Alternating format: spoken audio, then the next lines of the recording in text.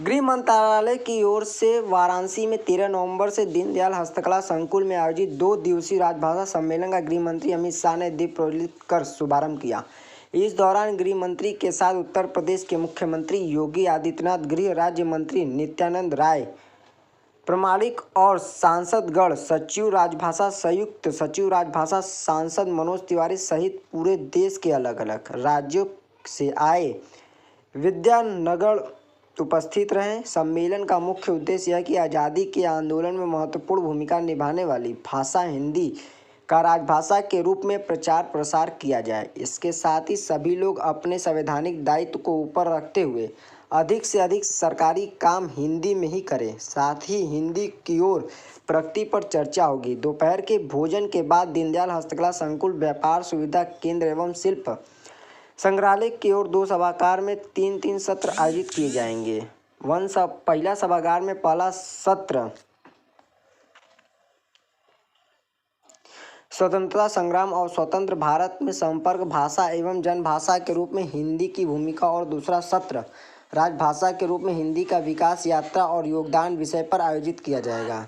इन दोनों सत्रों में समांतर सत्र दूसरे सभागार में होंगे, जिनमें एक का विषय मीडिया में हिंदी प्रभाव एवं योगदान और दूसरे का विषय वैश्विक संदर्भ में हिंदी चुनौतियों और संभावनाएं होंगी। तीसरे सत्र में भाषा चिंतन की भारतीय परंपरा और संस्कृति के निर्माण में हिंदी की भूमिका विषय पर वक्ता अपनी बात रखेंगे। इसी के समांतर सत्र में न्यायपालिका में हिंदी प्रयोग और संभावनाएं विषय पर चर्चा की जाएगी। शाम 7 बजे संस्कृत कार्यक्रम का आयोजन किया जाएगा। 14 नवंबर को सुबह मुंशी प्रेमचंद के गांव लमही में प्रेमचंद संस्थान में मुंशी जी की प्रतिमा पर श्रद्धा सुमन अर्पित किए जाएंगे। दीनदयाल हस्तकला संकुल, व्यापार सुविधा केंद्र, शिल्प संग्रहालय में 2 सत्र रंगमंच, सिनेमा व हिंदी और काशी का हिंदी साहित्य में योगदान विषय पर आयोजित किए जाएंगे।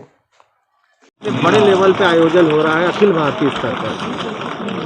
देखिए, आज बहुत गौरवशाली दिन है काशी के लिए और काशी को सांस्कृतिक राजधानी मानकर देखने वाले भारत के लिए। अभी तक काशी से बड़े बड़े हिंदी के सशक्त हस्ताक्षर निकले, लेकिन सरकार यहाँ पे एक इस स्तर का सम्मेलन करेगी, ये पहली बार हो रहा है। ये जगह भी जो संकुल बना हुआ है, ये सब एक नया उपलब्धि है काशी के लिए। और ऐसे में मैं अमित शाह जी को, नरेंद्र मोदी जी को धन्यवाद करता हूँ। ये बताइए कि अभी इस समय बहुत बड़ी बहस छिड़ी हुई है कि देश आजाद कब हुआ। एक तरफ जो एक बड़ी अभिनेत्री है जो अभी राष्ट्रीय पुरस्कार भी पाई, उनका कहना है कि 1947 में जो देश आजाद हुआ वो भीख में मिला, असली आजादी 2014 में हुई। तो आपका क्या मानना है? उस भारत की पहचान अब वो किस परिप्रेक्ष्य में क्या कहा, अभी हमारी उनसे बात भी नहीं हो पाई है। और मैं समझता हूँ आज़ादी का अमृत महोत्सव जब भारत आज़ाद हुआ, उसको किसी को भी दागदार करने या नीचा दिखाने का हक नहीं होना चाहिए। नई बातें करनी अच्छी बात है, नो डाउट।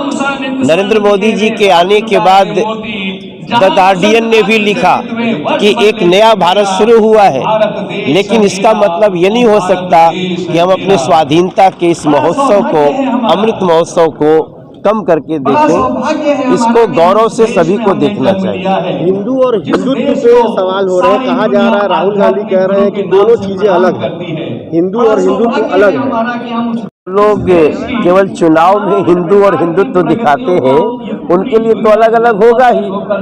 उनके लिए दिखाने का अलग है और अंदर रखने वाला अलग है। तो हम तो पता ही है हमको कि राहुल गांधी के लिए हिंदुत्व 2 तरह का है, एक चुनाव में दिखाने वाला और एक अंदर से देश को नुकसान पहुंचाने वाला। क्या जय श्री राम का नारा लगाना भी अब लोगों को दोबारा नहीं हो रहा? कह रहे हैं लोग कि राक्षस और निशाचर प्रवृत्ति के लोग होते हैं जो इस तरह के नारे लगा रहे हैं। राशिद अल्वी साहब का कहना है रावण के दल को कभी भी जय श्री राम का नारा अच्छा नहीं लगता था। तो हमें ये चुनौती के रूप में लेना है। भारत में एक प्रवृत्ति लोग अपना रहे हैं जिसमें भारत की संस्कृति का, भारत के सभ्यताओं का, भारत के मान मर्यादाओं का वो लोग विरोध करते हैं। लेकिन अब उनसे भारत रुकने वाला नहीं है। जो राम का या जय श्री राम की मर्यादा का विरोध करते हैं वो स्वयं ही देश में अलग थलग हो जाएंगे। धन्यवाद।